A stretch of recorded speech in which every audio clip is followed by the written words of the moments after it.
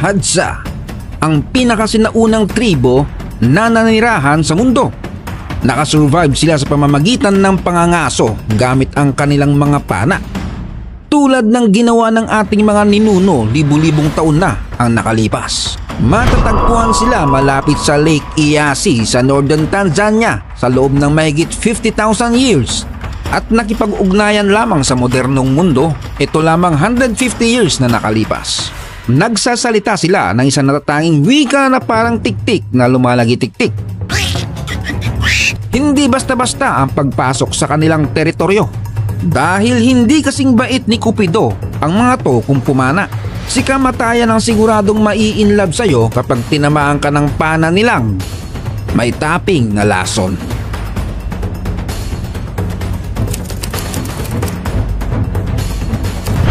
Ayon sa National Geographic, sila ay itinuturing na isa sa mga huling mga ngaso na tribo sa Africa na may populasyon na humigit sa 1,000 na lamang.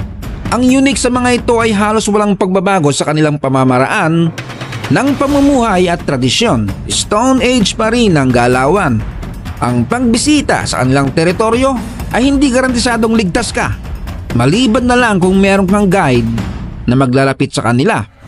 At hindi nila ino-offer ang kanilang asawa sa kanilang bisita gaya sa ibang tribo. Pantay-pantay din ang katayuan ng mga lalaki at babae sa kanilang tribo. Walang namumuno pero may pagkakaisa.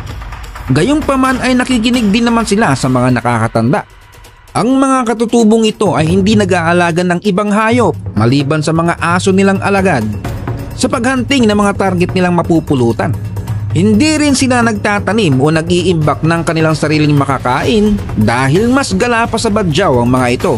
Kung may mahuli sila ngayon, mukbang kaagad tapos maghahunting ulit. Karne at taba, pulot at halaman ang kanilang madalas kainin. Lumilikha lamang sila ng mga pansamantalang masisilungan, minsan sa kuweba o palipat-lipat sila ng matitirhan kung saan may available pa na foods.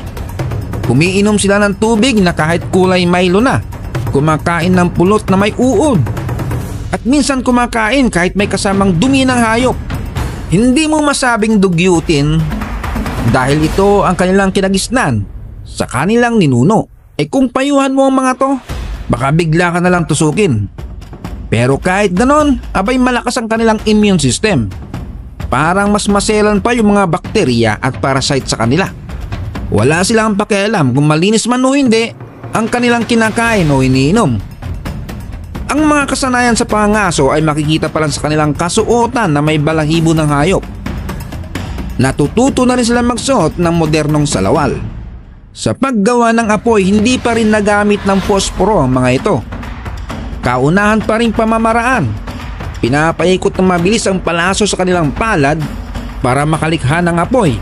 Pero kasing bilis ng lighter, napapapoy agad nila.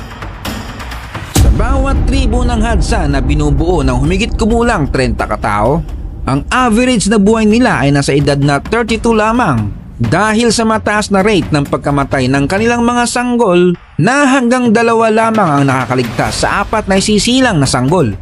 Bukod sa madalas nilang pagkain ng pulot, ito rin ang kanilang ginagawang pera. Ipinagpapalit nila ito sa mga matatalas na metal, mga sapatos na gawa sa gulong, damit at harina. Hindi sila marunong gumamit ng pera. Sa pagbibilang ay wala silang numero. Gumagamit lang sila ng singular o plural at kakaintindihan na. Kahit sa panahong ito ay hindi sila nagamit ng orasan at kalendaryo.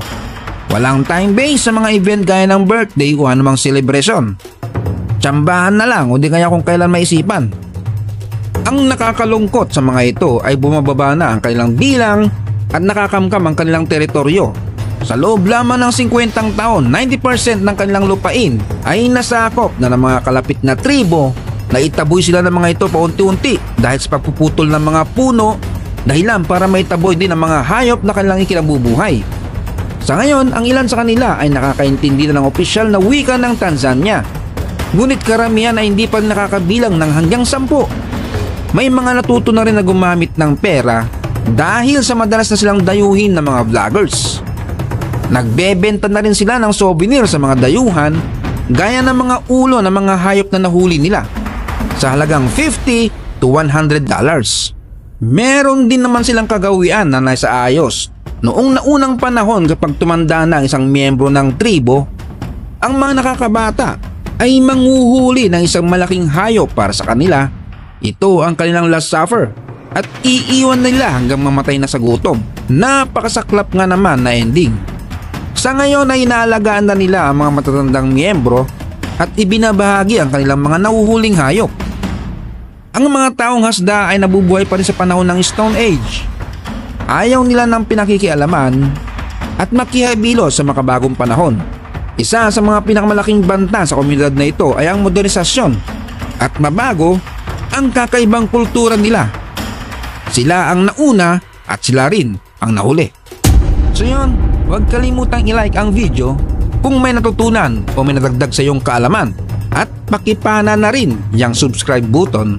Hanggang sa muling paglalakbay.